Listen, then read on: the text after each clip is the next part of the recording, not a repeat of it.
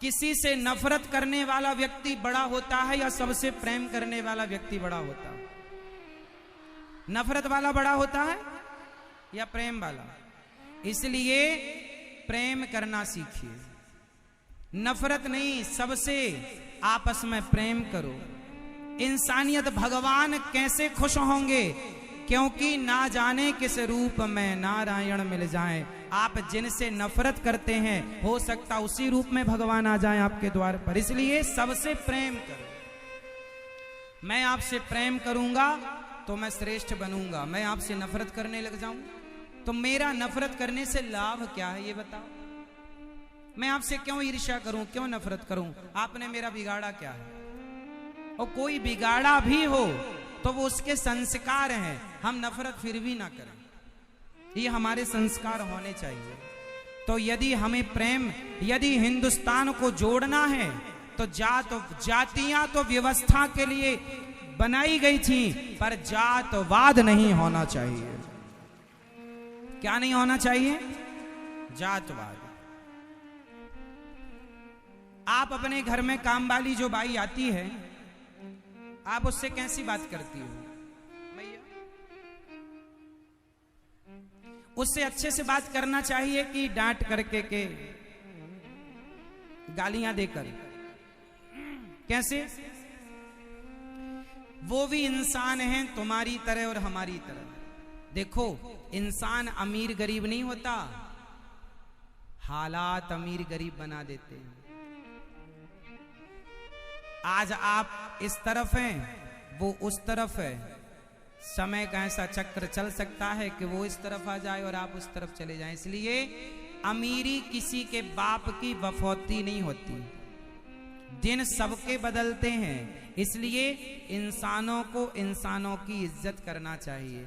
कभी ये नहीं सोचना चाहिए कि हमारे पास पैसा ज्यादा है, इनके पास क्या है। अरे इंसानों के काम आओ, जरूरतमंद। तुम्हारे पास पैसा है तो तुम्हें और सरल होना चाहिए, तुम्हें और नम्र होना चाहिए। एटीट्यूड नहीं रखना चाहिए कि जी मेरे पास पैसा है। आम का सीजन चल रहा है, आम किस किस ने खाया है इस सीजन में? सबने आम खाए होंगे। आम से क्या सीखा आपने? खाते हो, गुठली फेंक देते हो, सीखते नहीं हो। आम का पेड़ जो होता है ना मेरी माँ, वो फलों से जब भरता है ना तो उसकी डालियां झुक जाती हैं। वो मैसेज दे रहा है कि भगवान तुम्हें जितना धन धान्य से भर दें तुम उतने सरल और सहज और झुकने वाले बन जाओ, नम्र हो जाओ। लेकिन आजकल उल्टा है, आदमी के पास जितना पैसा आ रहा वो उतना अभिमान में डूबता चला जा रहा है। हमारे भैया श्री राजेश जी देखिए ना, भगवान ने इन्हें सब कुछ दिया है, लेकिन इतने बड़े होकर भी इतने नम्र हैं, इतने सरल हैं, सहज हैं कि पूछो ही मत। ऐसी सरलता पैसे वालों में कम ही देखने को मिलती है। जिन पर भगवान की कृपा हो वो व्यक्ति धन पाकर भी अभिमान से बचता है, वरना अभिमान सबको अपने चंगुल में फंसा लेता है। और अभिमान आ गया रावण को। अरे मेरे पास सोने की लंका है, ये बनवासी राम के पास धरा ही क्या है, चलो इसकी पत्नी उठा लेते हैं।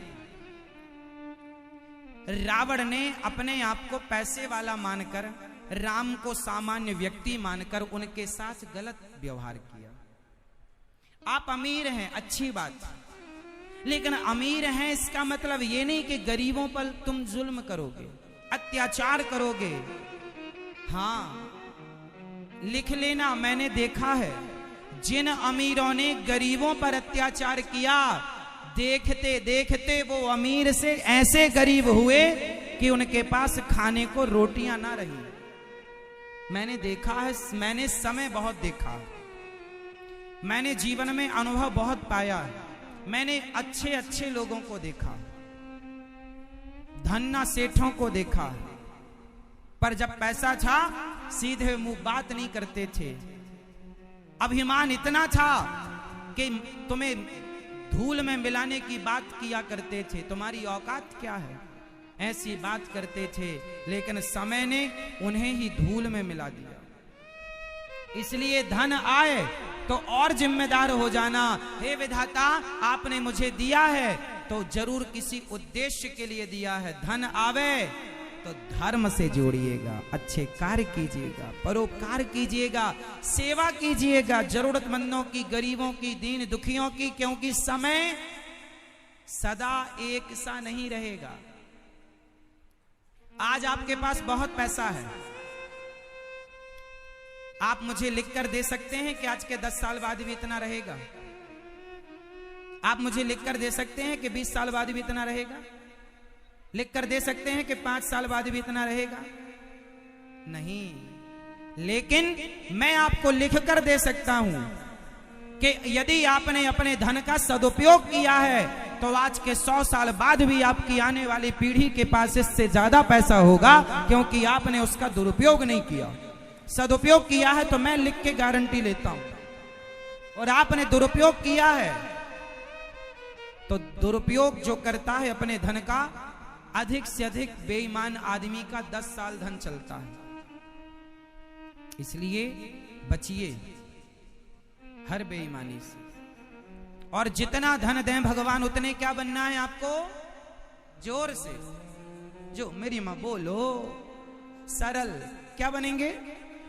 सबको गले, तुम्हारे घर में काम वाली बाई आती है, उसे भी प्यार से बोला करो, उसे भी अच्छे शब्दों का प्रयोग किया करो, अपमानजनक शब्द नहीं बोलना चाहिए। यहाँ ये झाड़ू क्यों नहीं की तूने? नहीं, उचित। कई बार तुम्हारे घर में छोटे छोटे बच्चे ना ये मानते ये तो काम वाली है, उसके लिए भी गलत शब्दों का प्रयोग, तुम बोलती नहीं हो ना, तुम्हारे बच्चे उससे छोटे हैं। धन दौलत अपनी जगह होगा, आप अपने बच्चों को इंसानियत सिखाइए कि इंसानों से बात कैसे की जाती है। पैसे की अकड़ में ना रहना साहब, पैसे की अकड़ में ना रहना, एक अच्छे इंसान बनो, एक अच्छे इंसान बनो। अच्छा एक बात बताओ, आज मैं आपको बिजनेस करने का भी तरीका बताता हूं। आप नौकरी करते हैं, मैं कहता हूं हमेशा नौकरी मत करना, नौकरी देने वाले बनना, लेने वाला नहीं, ये मैं हमेशा कहता हूं। एक चीज मैं आपको समझाऊंगा आज, वो ये है कि अच्छे व्यापारी के क्या लक्षण होते हैं। बताओ, एक अच्छा व्यापारी कौन हो सकता है? एक अच्छा बिजनेसमैन कौन हो सकता है? एक अच्छे बिजनेसमैन के लक्षण बताओ क्या होते हैं? क्या बताया?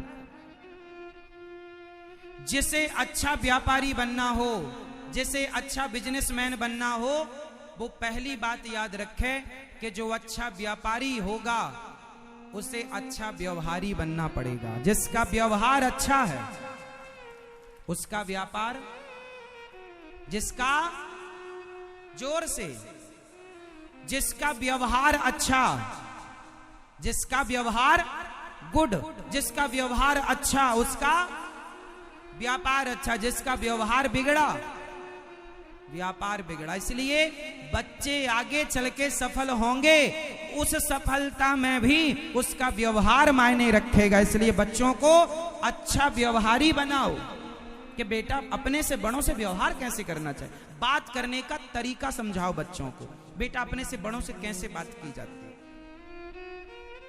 रे बे तू तड़ाक करके बातें नहीं, सदा आदर से।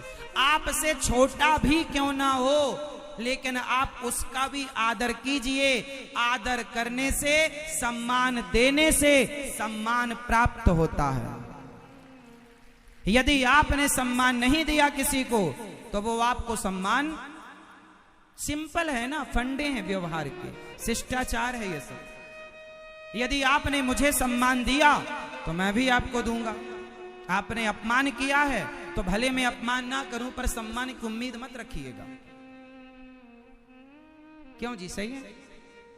इसलिए जिसका व्यवहार अच्छा उसका व्यापार अच्छा, जिसका व्यापार अच्छा उसकी अर्थव्यवस्था अच्छी, और जिसकी अर्थव्यवस्था अच्छी तो अर्थ होगा तो धर्म भी होगा, तो धर्म भी अच्छा होगा, और धर्म अच्छा होगा तो लोक भी अच्छा और परलोक भी अच्छा। तो व्यवहार के ऊपर की बातें बताई मैंने, अब नीचे की बताता हूं। यदि व्यवहार अच्छा करना हो तो क्या करना पड़ेगा? अब आप बताओ। व्यवहार अच्छा तो व्यापार अच्छा, ये तो सुना आपने। व्यापार अच्छा तो अर्थ अच्छा, अर्थ अच्छा तो धर्म अच्छा, धर्म अच्छा तो लोक और परलोक अच्छा। अब ये बताओ कि व्यवहार अच्छा करने के लिए क्या करें? जोर से। व्यवहार अच्छा रखने के लिए क्या करना चाहिए? जोर से। हाँ, व्यवहार अच्छा रखने के लिए बच्चों को शिष्टाचार सिखाना चाहिए।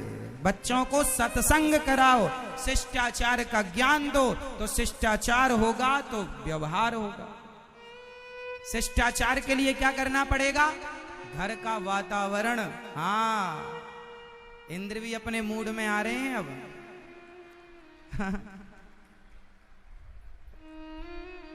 उनको लग रहा है कि हम भी चलें कथा सुनने, सारे मेरठ वाले गए हैं, आओ, है ना मेरी माँ? चलो, तो आज से कितने लोग अपने से बड़ों का या छोटों का सम्मान करेंगे, आदर करेंगे? बच्चों को आदर करना सिखाएंगे। क्या सिखाएंगे? आदर। और आदर सम्मान करिएगा सबका, और एक चीज मत करिएगा। क्या? अभिमान। क्या नहीं करना चाहिए? अभिमान नहीं करना चाहिए। अभिमान करेंगे तो रावण का सर्वनाश हो गया। किसके चक्कर में? मैया, ओ मेरी प्यारी मां, किसके चक्कर में सर्वनाश हुआ? अभिमान। आदमी अपने आप को बहुत बड़ा मान लेता है, मैं ये, मैं वो, मैं वो। आज मैं बता दूं सबकी औकात क्या है? बता दूं? हाँ या ना? बुरा तो नहीं मानेंगे? जब आदमी के पास थोड़ा पैसा आता है ना, तो सामने वाले से क्या बोलता? तेरी औकात क्या है? तू क्या है? तू कौन है? जानता है मुझे मैं कौन हूं? जब कभी कोई आपसे उलझे इस तरह, तो आप उसको क्या जवाब दें? मैं वो जवाब दे रहा हूं आपको। देखो, इंसान को हमेशा एक चीज याद रखनी चाहिए। ये जो अभिमान करने वाले लोग हैं, वो इसलिए अभिमान करते हैं क्योंकि उन्हें अपना स्वरूप भूल चुके हैं। वो अपने आप को भूल गए हैं कि मैं कौन हूं। एक आदमी बोला, महाराज जी मेरा बहुत बड़ा घर है। तो एक संत जी बोले, अच्छा, उसके घर में? उसने बोला कि महाराज जी पूरे जिला में सबसे बड़ा घर मेरा है। तो संत जी वहां पर थे, तो वहां पर एक ग्लोब रखा हुआ था। ग्लोब जानते हैं? मानचित्र। संत जी ने ग्लोब को घुमाया और उस अमीर आदमी से पूछा, भैया जरा इस ग्लोब में, इस मानचित्र में जरा बताओ कि भारत कहां है। उसने ढूंढ करके बताया, तो पूरे ग्लोब मानचित्र में इतना सा क्या होता है? इतना सा भारत। ये रहा भारत। ये पूरी दुनिया के नक्शे में भारत कितना बड़ा है? इतना सा, इतना भारत है।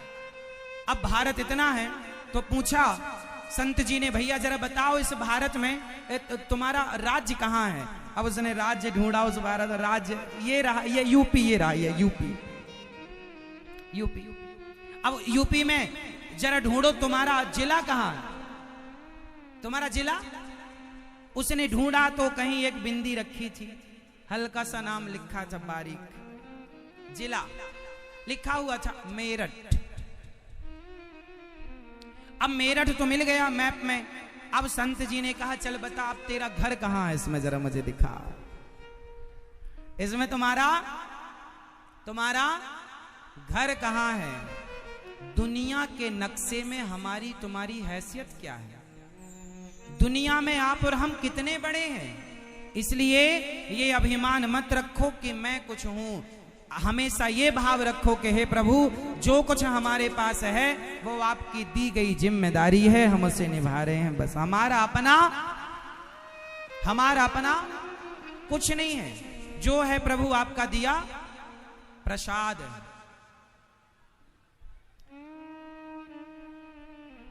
हम झूठा ही अभिमान करते रहते हैं, ये मेरा, ये मेरा, ये मेरा। एक छोटी सी कहानी फिर मैं आपको सुनाऊंगा, फिर उत्तर मांगूंगा आपसे।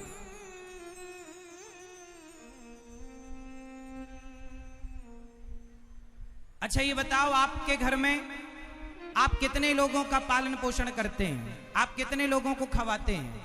मैया आप कितने लोगों को खवाती पिवाती हो? आप बताओ, आप कितने लोगों का भरण पोषण करते हैं? उत्तर दो। जो जितने लोगों का करते हैं उतने हाथ, उतनी उंगलियां उठाएंगे। आप कितने लोगों का भरण पोषण करते हैं? कितने लोगों के आप पालनहार हैं? उत्तर दो। आप कितने लोगों का मैया पेट भरती हो? 6 लोगों का। आप बताओ भाई, आप कितने लोगों के पालन पोषण करते हो? 5 लोगों का। मैया आप बताओ, आप कितने लोगों का? पीछे वाले भक्त बताएंगे आप कितने लोगों का पालन पोषण करते हैं। कोई 5 लोग बता रहा है, कोई 3 लोग। आप लोग कितने लोगों का? आप कितने लोगों का? आप बताओ, आप कितने लोगों का पालन पोषण, कितने लोगों का? कोई कहता है मैं 2 लोगों का पालन करता हूं, कोई 4 लोगों का, कोई 6 लोगों का, कोई 10 लोगों का, कोई 20 लोगों का परिवार है, मैं 20 लोगों का पालन पोषण। तो याद रखिएगा, आप इस गलतफहमी से उबर जाइएगा कि आप किसी के पालनहार हैं। आप किसी को कुछ ना खिलाते ना पिलाते, सबके पालनहार भगवान हैं। पहला तो अपने आप को इस अभिमान से नीचे उतारो कि मैं किसी का पालन करता हूं। मैं किसी का पालनहार नहीं हूं, क्योंकि मैं नहीं रहूंगा तो भी लोग रहेंगे। मैं किसी को रोटी खिलाता हूं, ये अभिमान हटा दो। भगवान सबको खिलाते हैं, ये बात ऐड करो। और मैं नहीं रहूंगा तो भी लोग भूखे नहीं रहेंगे, क्योंकि सबको खिलाने वाले हम अभिमान करते हैं। किस तरह? एक बैलगाड़ी, एक छोटी सी कहानी सुनाता हूं, उत्तर देना पड़ेगा सबको। उत्तर दो। एक बैलगाड़ी जा रही थी, किसान ऊपर बैठा था, बैलगाड़ी चला रहा था। नीचे से एक कुत्ता, किसान का पालतू कुत्ता, बैलगाड़ी के बीच में सेंटर पर चल रहा था। कुत्ता बीचों बीच चल रहा था गाड़ी के। तभी बगल से गधा निकला। तो गधे ने कुत्ते से कहा, कुत्ता भाई कैसे हो? कुत्ते ने कहा, मजे में है, पर थोड़ा अभी ज्यादा जिम्मेदार हो गए हैं हम। क्या जिम्मेदारी आ गई है? बोले गाड़ी हम चला रहे हैं आजकल। गधे ने कहा, कर दी गलत बात। अरे गाड़ी कुत्ता तुम नहीं चला रहे हो, बैल चला रहे हैं। कुत्ते ने कहा, कर दी ना गधों वाली बात, इसलिए तुम गधे हो। ये गाड़ी हम चला रहे हैं। कुत्ता बोला, गाड़ी हम चला रहे हैं। ये कुत्ते, ये बैल हमारे बॉडीगार्ड हैं। ये बैल हमारे बॉडीगार्ड हैं, सिक्योरिटी है हमारी, बड़ा खतरा है। गधे ने कहा, अच्छा गाड़ी तुम चला रहे हो तो स्टॉप, रुको रुको। अब कुत्ता रुका तो गाड़ी, अकस्मात गाड़ी भी रुक गई। और जब गाड़ी रुकी तो कुत्ते की छाती, मैं सही कह रहा था ना, तू गधा नहीं माना। गधा बोला, अच्छा चल। कुत्ता चला, अकस्मात गाड़ी भी चल पड़ी। अब उत्तर आप दो, गाड़ी कौन चला रहा था, कुत्ता या बैल? उत्तर कौन? गाड़ी तो बैल ही चला रहे थे। ये कुत्ता अभिमान करता जा रहा है, अभिमान में कहता मैं चला रहा हूं, मैं। बताओ वो कुत्ता कौन?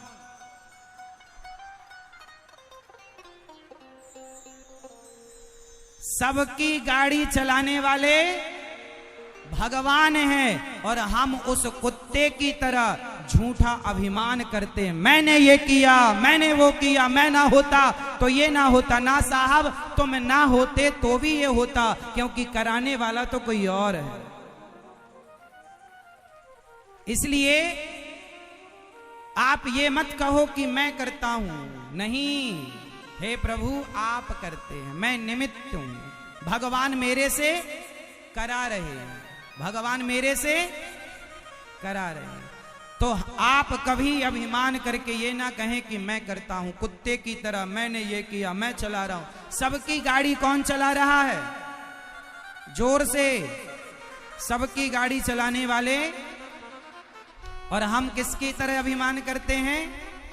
उस कुत्ते की तरह। तो आज से आप लोग उस कुत्ते की तरह अभिमान कौन कौन नहीं करेगा?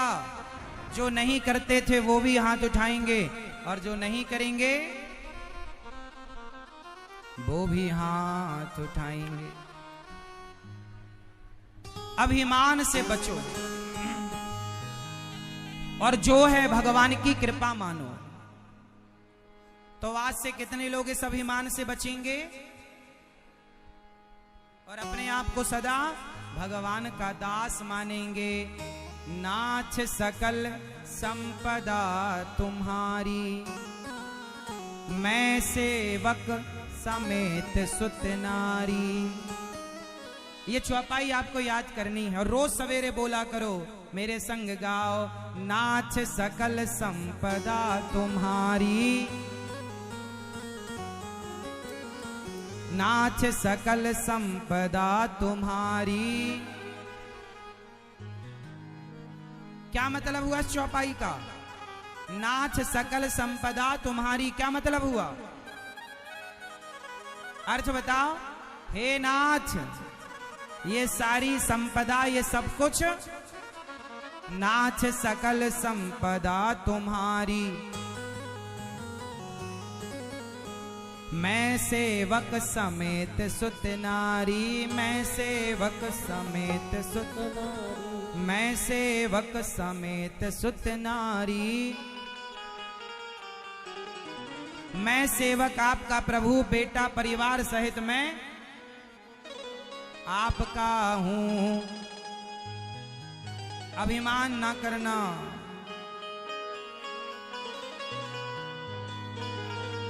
अभिमान जब आता है ना तो देखो व्यक्ति क्या क्या कर। एक अभिमान से भरा भजन में आपको सुनाता हूं। जिस भजन में अभिमान है और एक का अभिमान नष्ट होगा इस भजन में, और एक की सच्चाई आप समझेंगे, और ये सच्चाई आपकी और मेरी है। जब अभिमान आए तो अपनी एक बात याद रखिएगा, आदमी कितनी भी बड़ी गाड़ी में रहता हो, कितनी भी बड़ी गाड़ी में चलता हो, कितने भी बड़े बंगले में रहता हो, पर जब आखिरी यात्रा होगी ना तो लकड़ी की डोली पर होगी, अर्थी पर होगी, और उस अर्थी पर हमें और आपको बांध कर ले जाया जाएगा। शमशान में ले जाकर चिता पर रख दिया जाएगा, और जल जाओगे तो जलने के बाद क्या बचेगी? जोर से क्या बचेगी? राख। राख बचेगी, राख। क्या बचेगी? वो राख हूं मैं, वो राख हूं मैं। आज अनिरुद्धाचार्य है, भविष्य में ये राख बन जाएगा। आप में से कितने लोग भविष्य में राख बन जाएंगे? सब हो जाएंगे। आप बताओ, अकड़ किस बात की? अभिमान किसका? एक दिन आप पूरे के पूरे 50 रुपए के घड़े में समा जाएंगे। 50 रुपए के घड़े में आपकी राख आ जाएगी और आपको लोग ले जाएंगे। बड़ी बड़ी डींगे, बड़ी बड़ी बातें, बड़े बड़े बंगलों में रहने वाला एक दिन मुट्ठी भर राख हो जाएगा, फूंक मारने से उड़ जाएगी। अब घमंड बताओ किसका करें? हमारे पास क्या है घमंड करने जैसा? इसलिए इंसान बन करके रहो, ज्यादा उड़ो मत, ज्यादा उड़ो मत, इंसानों की तरह रहो। क्योंकि आप और हम एक दिन, कितने अभिमानी घड़े में समा गए, सब कुछ समाप्त हो गया, क्या बचा?